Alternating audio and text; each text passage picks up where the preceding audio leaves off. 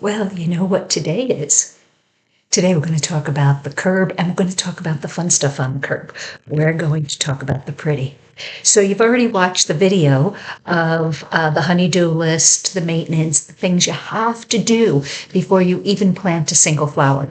By the way, if you hear tippity, tippity, tippity, that's one of my corgis. That's Trevor. So if you haven't watched that video, you have to. You have to go back and watch it. It's a prerequisite, if you will, okay? Pretend I'm your college professor. It's a prerequisite. You've got to watch the video on what to take care of because you don't want people to think that your house isn't maintained and you need to make sure those things are fixed. So that's the video you need to be watching. I know I'm lecturing you. It's super important. If you did that, very good, because now we're going to talk about things that make the house fun and things that will make your house really sparkle. And it's not difficult and it's not expensive. So let's get started. Now, what I did was I rendered a before and after on a home, and let's go ahead and talk about that. So here's a rendering of a before house. And if you look at it, you see that it's a little house. Maybe it's a starter house. Maybe it's a pricier house closer to a cool urban neighborhood. But it's a house we have all lived in at one time or another. And if you were to pull up to this, you would see neat, clean, right? They knew they were going on the market, so you saw things that were neat and clean. And you would see maybe some bushes that haven't been trimmed, maybe some cracks in the driveway, maybe a dated color on the house or a dated garage door. And listen, it's expensive to go ahead and change out garage doors. This is the one item where you might want to think about not replacing it and just paint it. But this is kind of a before. This is what a lot of homes look like when you pull up to them.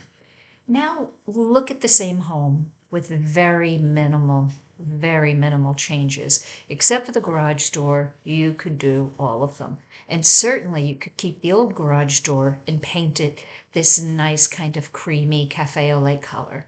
But what I did here was I took the same house, it's the same roof, it's the same yard, and we just went ahead and we put mulch down under the flowers. We really added the flowers up to the line of the house. You don't see any cracks in the driveway. Those have been repaired. Really beefier bushes in the front of the home to frame it out. I even popped in a little bit of furniture in the front because often I go up to houses and the front of the houses have furniture on them that tells me, oh yeah, these people go through the garage all the time. They don't walk through the front door. You might see one pillow with the other one having been blown away last year, or some furniture that's just really worn down. Like, oh, have you actually looked at this furniture, folks? You know, because you walk in the house and it's a beautiful home, but the front entry, the front curb appeal is really lacking. And also, while I was at it, I took the shutters off. It's a rendering, right? I can play around with it. But notice the shutters are off, and because the house, in my mind, was going to get repainted, we just went ahead and framed it out. It's a little bit more modern that way, and painted the brick because sometimes brick needs to be painted. I have a thing about yellow brick. I don't like yellow brick. I just don't. But anyway, what would you feel if you drove up to this house and expected to make a very big purchase on it? You would say, okay, there's some things we have to do here. And your brain would immediately start tick-ting-ting, tick-tick-ting, tick-ting-ting, all of the amounts of dollars and time that you were going to have to spend on this house, and you haven't even walked through the front door. And then if you pulled up to this house, you would just say, oh, this is cute. I like this. And you'd want to go inside. And again, except for the garage, everything that I changed on this rendering is a DIY project, and they don't take long to do. Okay, so let's go and leave that, and then we're going to go ahead and talk about proper staging. So what I do when I'm with clients is I go up to the front door, I meet them, and then I bring them right outside so we can look to see what's down the street. We can see what their neighbors are working with, what their house is objectively looking like, because they may know one neighbor has a great little front yard, and the other one, it looks a little bit more careworn, but we don't often think about what ours looks like. We just get used to what we're seeing. That's all. So I bring them right to the curb. I find that it's easier to really address your home if you stand right at the curb and you just kind of walk towards the house, then you don't miss anything.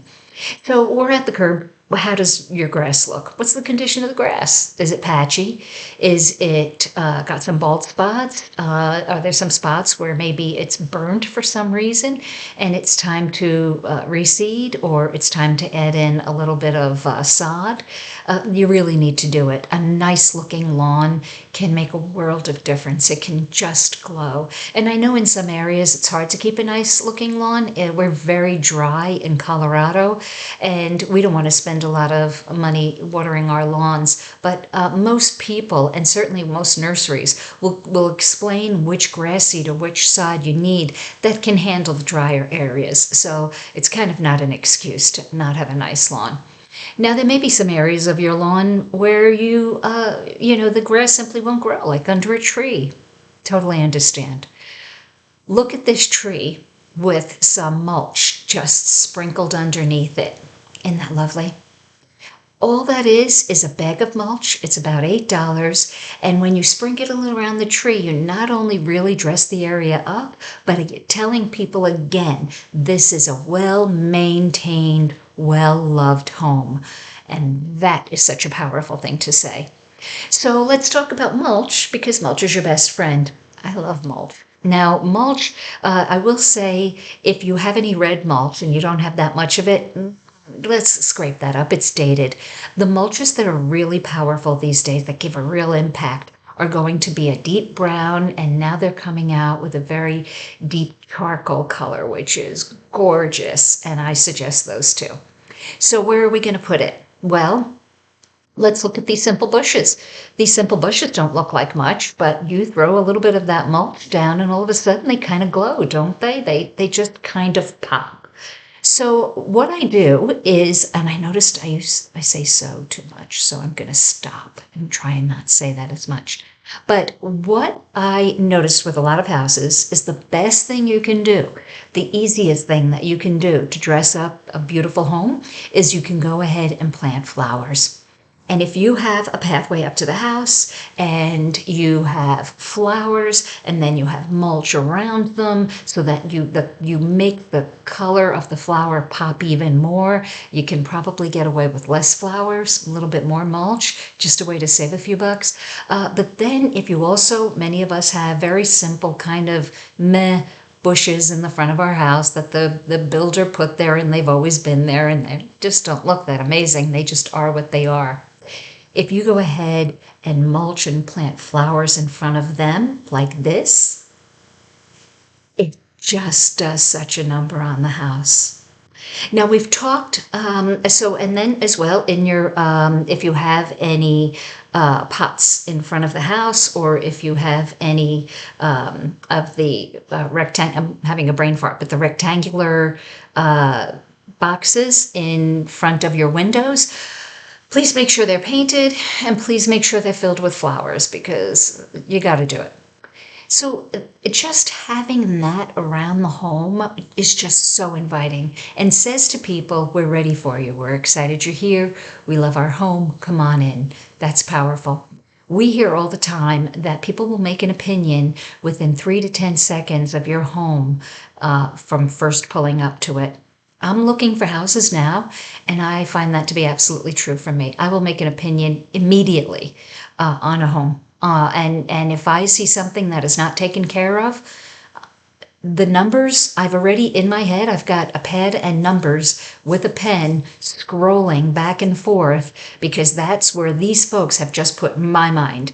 They didn't welcome me in with a beautiful curb. They didn't let me know they were excited to have me there with a beautiful curb. So that's not where my mind is. My mind is all about, what is this going to cost me? And here's the thing, folks. It's not only about getting more money for your house when you sell it, it's also about not being on the market too long. Because if you're on the market too long and you have to take a price correction, that's huge. That is huge. And it's painful, because people are still going to want to negotiate off that corrected price. So don't let yourself go there. Staging is so important because you want to sell for faster and you want to sell for more money. Okay, so now say you don't have a garden, say you don't have any place you can plant flowers, or you have an HOA that are being real jerks. You can always do pots. You can always do colored pots with colored flowers in them. Line them as they go up the steps. Line them along your path. You can put colored pots anywhere on either side of the front door. Do that. And if you're selling your house in the winter, here's what you want to do. You want to use colored pots with evergreens. Nobody else will. You will be the only home that you are driving up to, and you're going to have a freshly painted door, and you're going to have a beautiful wreath on it, and you're going to have colorful pots lining right up to the house, and you will just look so special, so much more unique than any other house they're looking at that day. It's amazing. Okay, so that's flowers and that's pots. We love them. Put them as many places as you can. Now, here's where some people put a few flowers, and here's where some people really went at it with the flowers. I don't know that you need to go overboard, right? You just need to really have that color and that invitation to buyers. So how else can we really decorate the house, really make it look special? We can't forget, now we've talked about painting the porch, that's important, and we can't forget what's on the porch. So get rid of the careworn furniture, get rid of the old dated pillows, get rid of anything dusty, anything rusted on the porch, gone. And it's surprising how much I see that, and it's surprising on what level of home I see that on too. You want to put fresh pieces of furniture out. Even just go to a thrift store. Go to a thrift store, get a can of spray paint in the garage, spray it, put it right out. I can't tell you how many times a can of Krylon was my best friend. Spray that old wicker, get it white, get it black, whatever will look nice for your house. Pop a $15 pillow from Home Depot or Lowe's on it, and it looks so charming, so inviting. And what did you spend? Maybe $35, $40, at most $50 for the whole thing. A couple of those chairs, a couple of pillows, a little table in between. And you just tell people, again, this is a well-loved home. Come on in. We're anxious to have you. So that's the kind of color I always like to see on porches. You don't have to go overboard. You don't have to do this. That's a lot. That's a lot. You don't have to do that. You don't have to do that. That's a lot. I think it's fabulous if you do, but it is a certain style. And we'll talk later about, when we get into the home, we'll talk about not having, being design specific. Because you don't want to have people step back from your house because they think, oh, this is farmhouse. It's really nice. I like it. It's really great for somebody else. I happen to not be a farmhouse type person. You don't want to be design specific. Neutrality is really important. So you don't have to go too far over. Okay. And then at the door, paint it a fabulous color. We're going to have a whole video on color. Paint it a fabulous color.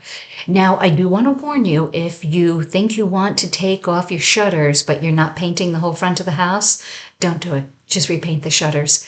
You cannot match the colors once they come off. You say, oh, I'll just take a little chip of something, take it to the store. No, it's not about matching the paint color on faded things. It's the finish. It's been oxidized. It will never match. So if you think that your shutters are kind of battered and need to come down, take them down. Just put fresh shutters up and make life easy for yourself. Remember, staging is not interior design, okay? If it was interior design, we could have that whole discussion. But what you want to do is just put your best foot forward. Just put your best foot forward. You don't have to overdo it.